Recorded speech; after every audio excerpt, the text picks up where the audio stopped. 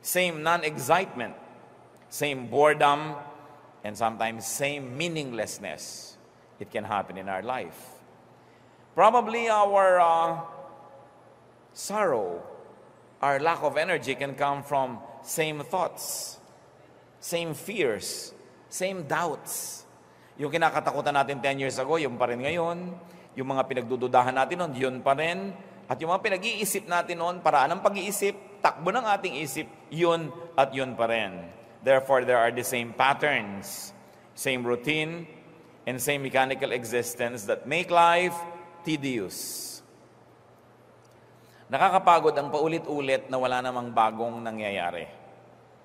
So, we must never forget that while life can be made tiring by sameness, the same life can be made exciting and stimulating by change. Kung sobra tayong napapagod sa buhay, mag-isip tayo, meron akong kailangang palitan. Sapagkat may himalang nangyayari pag merong napapalitan. If you don't like the sum total of what you are doing, change the equation. Kailangan palitin yung mga inilalagay na elemento. Ayaw nyo pa ng lasa ng inyong sinigang, palitan nyo ang sangkap, palitan nyo ang timpla, palitan ang proportion. Hindi pala maganda ang bunga ng nangyayari sa ating buhay, palitan ng ating mga itinatanim, ang ating mga pag-uugali. Matthew 18:3, the Lord said, I tell you the truth, unless you change, you will never enter the kingdom of heaven. So here is a major idea coming from Jesus, clarifying the importance of change. A change of heart, a change of mind, a change of disposition, a change of the way people think. So, you want to get out of a tiring life and you want to continue to be vibrant and alive and excited, have variety. It is important to introduce variety in our lives. Newness, for instance, because God is not God of sameness. Pati ang kanyang mga kabutihan ay iniiba-iba niya. Lamentations 3:22 and 23, the Lord's compassions are new every morning. The Lord doesn't just recycle His old compassions. May bagong mukha, may bagong korte, may bagong kulay, may bagong hugis, may bagong tunog ang kanyang mga kabutihan sa atin. At araw-araw may bago. Sa ating pong buhay ba, may bago. If we have become creatures of habit, gagising kayo ng ganong oras, iinom kayo ng ganitong kape, maliligo kayo ng ganong kahaba, gagamit kayo ng ganitong sabon, at isusot nyo yung ganitong damit, at gagawin nyo yung ganitong bagay, araw-araw, linggo-linggo, buwan-buwan, hindi po katakataka kung mapagod tayo sa buhay, kahit wala namang dapat ikapagod. But God is God of variety. In fact, creation was replete with connotations of variety. Nung nilikha ng Diyos ang mundo, ang unang-unang bumulaga sa atin na isa sa mga katangian ng Diyos ay gusto niya maraming pagkakaiba-iba. Tao lang nga una nilikha taong ganon, pagkatapos mamaya pinatulog ulit, ginawang babae at lalaki para magkaroon ng pagkakaiba. Yun agad ang unang ginawa ng Panginoon sa kanyang creation, ang niyang ginawa na revision, nagkaroon ng change. Yung personality ng tao. Nagkaroon ng babae at lalaki. Genesis 1:11, let the land produce vegetation according to their various kinds. So hindi lang isang uri ng halaman, ang daming uri ng halaman. At sa magkakamag-anak na halaman, ang dami pang iba't ibang uri. Kaya kahit okra, hindi magkakamuka. Iba-iba pa ang pagka-okra, iba't iba pa ang pagka-bougainvillea, iba't iba pa ang pagkamangga. May manggang piko, may manggang kalabaw, may manggang Cambodian, mayroong kung ano-ano. Kasi ang gusto ng Diyos, iba-iba. Genesis 1:21, God created the great creatures of the sea and every living and moving thing with which the water teems, according to their kinds, and every winged bird according to its kind. So meron pang mga nilalang na nasa tubig, nasa lupa, nasa himpapawid, at meron pwedeng nasa himpapawid at lupa, nasa tubig at lupa, maraming mga variety. Genesis 1:25, God made the wild animals according to their kinds, the livestock according to their kinds, and all the creatures that move along the ground according to their kinds. So have many kinds. Kayo rin po sa buhay. Kumisan pati yung sapin sa kama, 10 taon na, yun na rin ang yun The same punda, the same everything. Tapos nagtataka pa kung bakit parang walang kulay ang buhay. Di ba maganda naman na meron tayong mga pantakip sa kama na hindi naman kailangan maging mahal ito Na pang Pasko, Pasko yung kulay. Meron pang Independence Day, red, white, and blue, nakahiga kayo sa watawat. Meron kayo halimbawang pang Holy Week, puro mga violet. Pwede kayong gumawa ng pang February, may mga puso-puso. It adds variety to life. Pati mga timpla ng pagkain, yun na lang nang yun lagi ang timpla ng adobo, hindi mag-eksperimento ng iba. Yun ang platong kinakainan, samantala ang daming platong nakatago at tinitirhan lang ng mga gagamba. Have variety. It's important because God is God of variety, and there is something magical that happens when things are changed. Yun ang hairstyle, pwedeng iniiba-iba yan. Damit na isinusuot. Hindi kailangan laging uniform, lalo't hindi naman talaga uniform sa trabaho, kundi nakagawian na lang, yun na lang yung suot mo. Vary the facets of your life. Vary your activities. Vary your calendar and even your sense of place. Iba-ibahin ang ayos ng mga muebles, ang arrangement ng mga mesa, ng kama.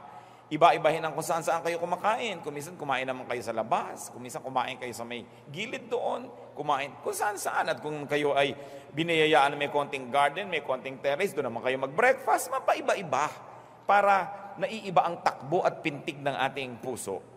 Pati activities. Try something new. A person must never stop trying something new and making new friends. Lalong-lalot kung tayo nagkakaedad na, ang balita na lang na natatanggap natin tungkol sa ating mga classmate ng elementary, mga kaibigan natin sa ating hometown, na isa-isa na silang nangamamatay, di ba? So puro na lang lungkot yung may darating na news, may nalagas na naman, may namatay. Make new friends. Because as your old friends continue to graduate ahead of you, it's nice to make new friends. May panahon para sa bawat bagay. Maiksi ang buhay, subalit ito'y sapat na para maraming gawin ng tao sa loob ng isang panahon ng pagkabuhay. Ecclesiastes 3:1, there is a time for everything and a season for every activity under heaven. So may panahon para sa bawat gawain, sapat ang panahon. So that's important. So make life exciting by changing some things, by variety. Make life exciting by renewal. Ba't may nire-renew? Binabago. Sabi nga po sa 2 Corinthians 3:18, we are being transformed with ever-increasing glory. So even our spirituality is being transformed every time. It's never the same. It's never the same. Because you are never in the same place ever again. Kahit sinabi mong, ay, December 25, Pasko na naman, it is never the same. Kasi ang mundo po umiikot sa araw. Akala nyo ba, pagbalik na gano'n, nandun sa the same place, yung araw kasama pang umiikot yan ng buong Milky Way, kaya hindi tayo bumabalik sa the same route every time. It's really never the same. So bakit kailangan maging magkakamukha ang lahat? Kaya rin kung minsan sa spirituality, yung mga iba nawawala na ng gana, ito na lang ba? Kasi wala namang bagong-bago. Wala namang bagong verse na memorya at na pag-aaralan. Wala namang bagong doktrinang naririnig. At wala namang pagbabago ang attitude niya tungkol sa mga doktrina. Alam niyo po, yung mga paniniwala natin sa Panginoon, yung degree ng pagkaunawa natin sa Biblia, yung lalim, taas ng ating pagkaintindi dyan, paiba-iba yan. Hindi pwede na 5-10 years ago, yung stand nyo, ganun pa rin ngayon. Ibig sabihin, wala man lang nabago. Either you were already perfect 10 years ago, that's why you need not have to change up to now, or you really never even attempted to grow deeper. Hindi natin kayang ubusin ang Diyos. Hindi natin kayang ubusin ang kanyang karunungan, ang kanyang mga katuruan, kaya dapat lagi tayong may bagong pinag-aaralan. At huwag tayong matakot kuminsan na magpalit ng pananaw. Kasi nung una, childish pa lang tayo sa pananalig, bata pa lang tayo, ang alam lang natin kung anong sinasabi ng pastor, kung anong sinasabi ng teacher, kung anong sinasabi ng libro. But there comes a time when you must have a one-on-one with God and you begin to understand Him in a very personal way. That's why I encourage people to develop personal spirituality. So that sky's the limit with the way how God would deal with you. Hindi kayo limited ng pulpit, hindi kayo limited ng theology, ng isang local church o ng isang Bible school, sapagkat ang lahat ng tao dapat may connection yan sa Diyos. At sino ang nakababatid ko anong pwedeng ipaalam sa atin ng Diyos na hindi pa niya ipinaalam sa iba? Napakaraming facets ang ating spirituality. That's why it need not be boring. Pero kung tuwing Pasko, kantata, tuwing Holy Week, 7 last words, siyempre, tuwing summer, may camp, tuwing ganito, may ganon, the same boring routine, even our spirituality and our religious life will become tiring. Kaya dapat pa iba-iba yan, hindi pare-pareho lagi. Pag tinamad na tayo at nahirati na tayo sa mga nakaugalian lamang, nag-uumpisa na tayong kalawangin, at nawawala na ng sigla ang lahat ng aspeto ng ating buhay. So, renew your mind. And very especially, because we're talking about life being tiring. Kung meron po tayong kasama ngayon, merong nakikinig ngayon, na nagsasabing sawang-sawa na ako sa buhay, pagod na ako sa buhay, isa lang ang gawin nyo, maiiba ang lahat, renew your mind. Renew your thought. Renew your values and aspirations. Renew your position, your alignments, and things will change. Halimbawa, sawang-sawa na kayo sa ugali ng inyong asawa. Baguhin nyo naman ang pag-iisip nyo. Sabihin nyo, hindi siya magbago, babaguhin ko ang attitude ko sa kanya. Ayaw umuwi lagi, ginagabi na, so pababaunan ko nga ng hapunan. Diba? So sa umaga sa mo, honey, magbabaon ka Tupperware para makagabihin ka. Diba? Flashlight, ito, para hindi ka gabi. Ba't hindi nyo ibahin ang attitude nyo, lalo sa mga bagay na hindi naman talaga magbago-bago, kahit kayo magpatiwati-wari, magpasirko-sirko, ayaw magbago. Hindi kayo ang magbago ng pananaw. Pagka hindi siya ang nanibago, at siya ngayon ang nagpasirko-sirko sa pagkalito. Yung mga taong ayaw magbago sa ating buhay, anong gagawin ninyo? Magmumukmo kayo habang buhay? Baguhin nyo ang inyong attitude. If they won't change, well, you have the power not to change them, but to change your attitude. Then everything will change. Everything. Kung minsan kasi pinagpipilitan nating baguhin ang lahat sa ating paligid, kaya hirap na hirap tayo. Samantalang hindi naman nagbabago kahit anong gawin natin, edi mas madaling baguhin ang ating isip. Sabi sa Romans 12, verse 2, do not conform any longer to the pattern of this world, but be transformed by the renewing of your mind. Gusto nyong maiba? Ibahin ninyo ang takbo ng inyong pag-iisip. Then maiiba kayo. Kung dati na lang kayo laging nervyoso, di ba? Ibahin ninyo ang attitude nyo sa inyong kinakanervyosan. Pag nag-iisa na kayo, nervyosin kayo, ngayon sabi, wow, salamat, nag-iisa ko, walang abala, I can pray, I can sing, I can dance to the Lord. No? Pagka nag-aalala kayo, wala kayong kapera-pera, sabi mo, wow, walang mananakaw sa akin. Di ba? Sarap-sarap ng tulog ko. Walang malang kung alahas, makakapaglakad ako kahit saan ang walang alalahanin. Baguhin nyo lang yung pananaw, maraming maiiba. At hindi lang yan pangkondisyon sa sarili para utuin natin ang sarili natin para tayo sumaya. Kasi sinabi na nga be changed by the renewing of your mind. If you're not happy with the reality around you, make your own realities. Because everything is in the mind. Napakahalaga po na iisip natin ng ganitong mga bagay sapagkat ang buhay, marami tayong hindi naiiba. Kahit mo sikapin ibahin. So ba't mo naman iibahin? Di, huwag na lang. Ibahin mo na lang ang iyong pananaw. And transformation begins with renewing one's mind. Ang tunay na pagbabago ay nagaganap sa loob ng isip ng tao. Begin changing things by changing the way you think. Renew what goes in your mind, and you will definitely renew what goes out of it. So renew your mind. Ano po mga kapatid ang pinoproblema niyong napakatagal na? Hindi niyo naman malutas. Kayo lang nakakaalam yan. I like you to really think about it. Then change your mind. May ugali ang anak nyo na talagang ayaw na ayaw nyo. Kahit naman daanin nyo sa santong dasalan, sa santong paspasan, daanin nyo sa galit, daanin nyo sa pag-ibig, daanin nyo sa lahat, hindi pa rin nagwa-work, palitan nyo na lang ang attitude nyo. Dahil anong gagawin ninyo? Magiging miserable kayo buong buhay. there are things that can be changed, and there are things about which we must change our mind. Then renew your spirit.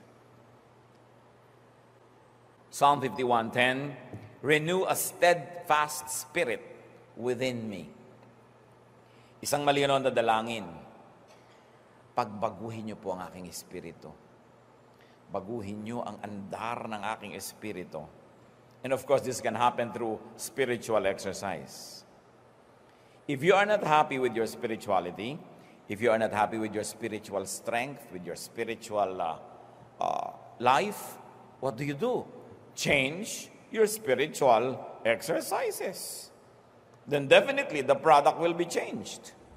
So change the pattern of your prayer, change the timing, change the place, change the way you study the Bible, change your schedules, change probably even the way you receive the Bible and its teachings, then definitely there will be a spiritual change in you. And it's important that there is that change. Renew your interaction with God, and you will definitely renew your actions.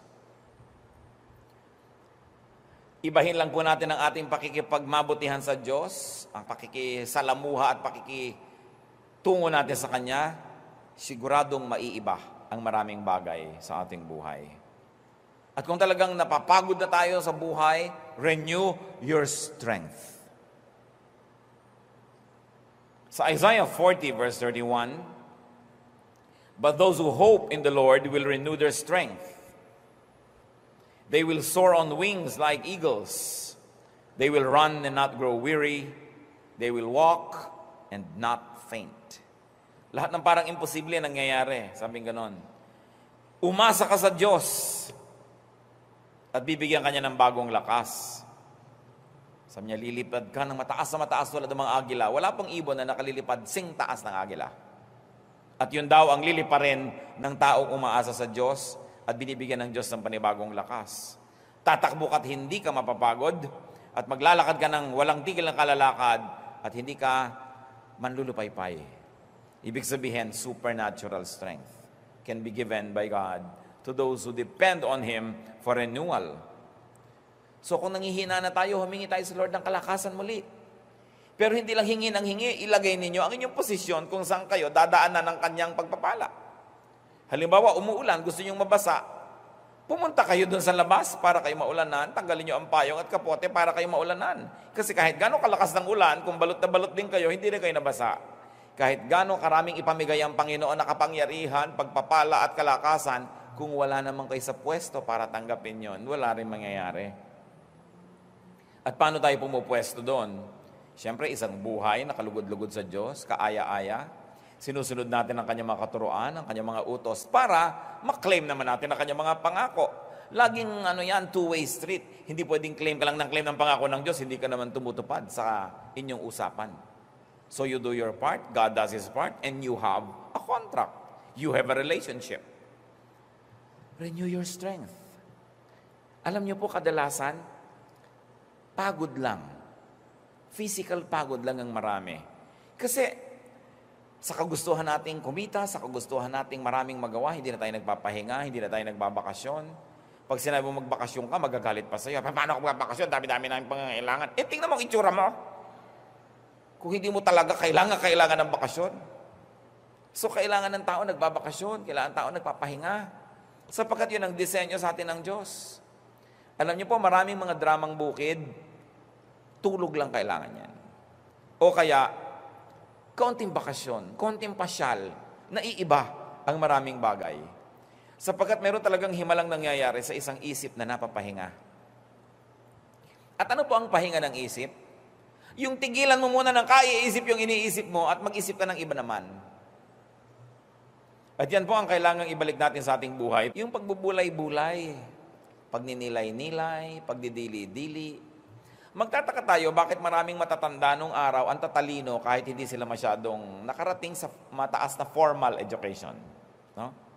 Kasi duyan sila ng duyan, ugoy ng ugoy sa silyon. Merong may effect sa tao. Yung uugay-ugoy ka, nare-relax kang ganun. Kahit sa mga sa psychiatry, yung inuugoy-ugoy kang ganun para medyo makawala yung iniisip mo at lumuwag-luwag ang iyong isip. Ano, wala na sa mga bahay natin yung mga duyan-duyan at silyon-silyon. Wala na kasi tayong panahon na mag-isip. You know, the art of doing nothing is important. Kasi lagi nilang paggising, bukas na ang TV. Lalo yung may remote, ang daling buksan, ang daling maglipat. Nagluluto, may nadidinig na radyo, may nakasalpak na tugtog dito. So hindi na napag-iisa yung ating isip. We must be silent enough every now and then so that we can hear our mind think. And so that we can hear the voice of God.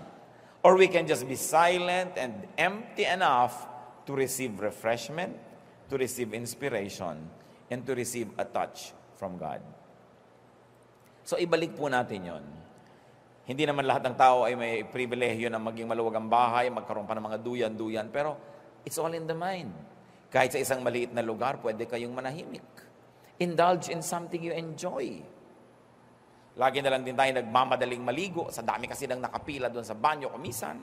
Pero kung nag-enjoy kayong maligo ng matagal, mga alauna ng umaga, tulog na lahat ng tao, maligo kayo ng matagal. Diba? Indulge in something you like, which is not really bad. Para yung lumalakas ang ating espiritu. Renew your strength. Renew your strength, and if you do that, you will definitely renew your activities and your capabilities. Kaya kahit ang mga opisina, nagbibigay po ng mga mandatory vacations to employees. Kasi alam nila, pagbalik niyan, may bagong ideya, fresh na naman. Hindi yung nandyan nga araw-araw, hindi uma-absent, pero nakasimangot naman, wala kasigla-sigla, at wala kakalatoy-latoy ang ginagawa sa buhay. So it is important to have a break. And ask God to renew His dealings with you. You can ask God. Even ask God to renew His revelation of Himself. Pwede naman natin hingin, Lord, magpakilala naman po kayo sa akin ng bago tungkol sa inyo. Yung hindi ko naman kayang ubusin ang pwedeng malaman tungkol sa inyo. So, teach me more. Open my eyes. Reveal yourself to me. Lamentations 5:21, restore us to yourself, O Lord, that we may return. Renew our days as of old. So, ibalik niyo po yung mga dati, yung mga magagandang dealings nyo noon, pakiulit nyo naman. Ibalik nyo kami sa inyo, at kami na may makakabalik para may panibago tayong relasyon, merong chapter 2, chapter 3 ng ating magandang pakikitungo sa isa't isa. Ask God to do that. And very importantly, renew your youth. Yung kabataan, renew your disposition and attitude. May attitude kasi tayo, matanda na ako, hindi na bagay sa akin yan. Sino naman ang may sabi? Pag hindi pinagbabawal ng Biblia, hindi naman masama. Meron kasi tayong mga impositions that we place and really enforce in our own lives. Na hindi ko pwedeng gawin yan, hindi ko pwedeng gawin yan. Siguro dapat tayong medyo mag-review ng ganyan mga bagay. If God doesn't prohibit it, it's not bad to do it. Makalaya-laya tayo. Napakaraming bakod na kumukulong sa espiritu ng tao. Kaya sikip na siya, inis na, at hindi na siya makapamuhay nung talagang gusto niya mangyari. Mag-identify tayo mga kapatid kung ano yung mga bakod na hindi naman dapat nandyan. Mga, hindi ko to pwedeng gawin. Hindi, ayoko ng ganyang hairstyle kasi hindi pwede sa akin. Yung puro self-denial, samantalang hindi naman Diyos ang nagbabawal ng ganong mga bagay. Enjoy more freedoms in God. Enjoy life more. Sabi ni Lord sa John 10:10, I came that they might have life and have it to the full. Have it abundantly. And that is, of course, open to many, many applications. What it means to have an abundant and a full life. So renew your youth. Psalm 103 verses 2 and 5. Praise the Lord, O my soul, and forget not all His benefits, who satisfies your desires with good things, so that your youth is renewed like the eagles. Ginawa po nito na talinghanga yung agila sa pagbabagong anyo, sa pagiging bata. Interestingly, ang mga eagles ko ay talagang nag-iedad yan, talagang matagal. Mahaba talaga ang buhay ng mga agila. Walang karilyan at at walang kalpinin yung pagpatanin na niya. Haba ang kanyang buhay. Pero pag tumatanda na ang kanyang itsura, alam mo ba na nagpupunso ng kanyang pagkito? Sa oras ay parang ang pangin niya dahil hindi pantay-pantay. At pagkatapos yung kanyang tuka, ay biglang parang lumulog.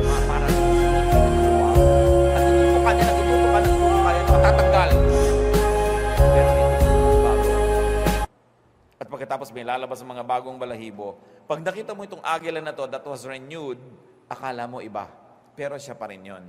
Kaya sinabi dito, the Lord satisfies your desires with good things so that your youth is renewed like the eagles. Kaya ginawa siya na example. Na pwedeng-pwede, na kahit may edad na tayo, magkaroon pa rin tayo ng anyo, ng lakas, sigla, pananabik sa buhay, na parang para lang sa mga bata. Hindi yung pagka tayo po ay nagkaedad na, parang inaantay mo na lang tawagin ka ng lupa. Kailangan meron tayong mga proyekto, meron tayong mga excitement, meron pa tayong mga inaasahang mangyayari para ang buhay patuloy na maging kasiya-siya. All in all, it's really just about changing the way we think. When life becomes tiring, you need a change of scenery. You need a change of pace. Kung mabilis, magbagal. Kung mabagal, bilisan. You need a change of focus and point of view. It's all a matter of point of view. Maraming mga bagay, pareho lang yan, pero iba ang pananaw ng iba't ibang tao, kaya ang iba't ibang tao, iba't iba ang nararamdaman tungkol sa bagay na yon. Pag umuulan at ayaw mo ng ulan, malungkot ka. Pero yung natutuwa sa ulan, masaya. So bakit hindi mo turuan ang sarili mo na bawasan ang ayaw mo sa buhay para nababawasan ang iyong mga kalungkutan? Ayaw mo pala sa ulan, turuan mo ang sarili mo na mahalin ang ulan at magustuhan yan talaga. Para tuwing umuulan, hindi ka kailangan malungkot kasi whether you're happy or sad, it will rain. That will not change, but you can change your attitude. Alam niyo po yung mga taong maraming ayaw, maraming hindi pwede, maraming kasalanan, mahirap sumaya. Ayaw pang mahiga kung ganito ang sapin, ayaw pang kumain kung gano'n ang kutsara, ayaw pang umupo kung gano'n ang silya, ang dami-dami niyong hindi may enjoy sa buhay. That's why, to be happy in life, it's better to be easy. Just be easy. We don't mean morally easy, ha? Pero yung easy lang. Kung ano nandyan, sige. Bawasan po natin ang mga ayaw natin. Kasi yung mga ayaw, it's only in the mind, eh. You are only conditioned to like something or to dislike something. But then, through discipline, you say, papalitan ko ang attitude ko. Iibahin ko. Lalong-lalo sa mga bagay na hindi ko naman kayang ibahin, ang iibahin ko na lang yung isip ko. Katulad ng traffic, you get caught in the traffic, ang daming tao umiinit ang ulo sobra sa traffic. What can you do? You say, wow, mabuti na lang, hindi kami mag-overspeed, walang mamamatay sa banggaan. Kasi alam nyo, ang daming namamatay sa banggaan at aksidente pag maluwag ang kalsada. At lalo't hindi naman kayo nagmamaneho, hindi pwede mo, ang dami nyo pwedeng ibang gawin, mag-isip, manalangin. Ba't di kayo magdala ng ganchilyo? Diba? Kung anong magawa nyo sa buhay, ang dami mga tao nakakapagtaka, inuubos ang panahon sa pagiging inip, ang dami-daming pwedeng gawin, pwede kang may madalang magawa sa buhay. So, it's an attitude. If what exhausts you cannot be changed, just change your mind about it. Because God, anyway, is God of change. God can help you if you're tired. But you also have to see what you can do as a human being. See, change your scenery, change your pace and speed, change your attitude, and it's impossible not to be happier in life. Aming Diyos, kami po ay nagpapasuri sa inyo, lalong-lalo kami mga kasama kami ngayon na napapagod. Pagod na, paulit-ulit na problema, paulit-ulit na mga pahirap, paulit-ulit na mga bagay na hindi na tuloy nagbibigay ng kasiyahan. Sa mga kapatid na nakalampas na dito't nakaraan na, salamat Panginoon sa iyong naging biyaya. Sa mga kapatid na ngayon ay dumaraan sa ganitong hirap, nawa Panginoon, maging pagpapala ang pagbubulay-bulay na ito, na matuto kaming palitan ng maraming bagay upang maiba ang wakas ng aming mga ginagawa. At Panginoon, kung darating pa sa ibang mga kapatid ang ganitong hirap sa buhay na parang wala nang kahulugan ng buhay at gusto nang bumaba at ayaw nang makisali pa, nawa ipaalala mo ang mga katuruang ito. Palakasin mo ang aming isip At sa maraming mga kapatid, Panginoon, na hindi naman sila sobrang pagod, hindi naman gustong wakasan ang buhay, hindi naman pagod na pagod, ituro mo sa amin na maging matulungin sa aming mga kapatid, na magbukas ang aming mata, ang aming tainga, that we can be sensitive, probably to our own spouse, our own parent, our own child, our own brother or sister, friend, who may be suffering, who may be tired. Turuan mo kami, Panginoon, to minister to them, so that we can become channels of blessings. Ituro mo sa amin, Panginoon, kung paano makakatulong sa mga lubos sa mga nabibigatan sa kanilang buhay. Magbulay-bulay tayo, mga kapatid, manalangin ng taimtim at tahimik sa ating kinalalagyan, yumuko tayo sa presensya ng Diyos. Hilingin natin sa Kanya kung anong malinaw na mensahe para sa bawat isa sa atin. Sa mga kahirapan, ano ang pahirap sa buhay na pwede nating palitan? Oras sa pinalitan lang natin ang ating attitude.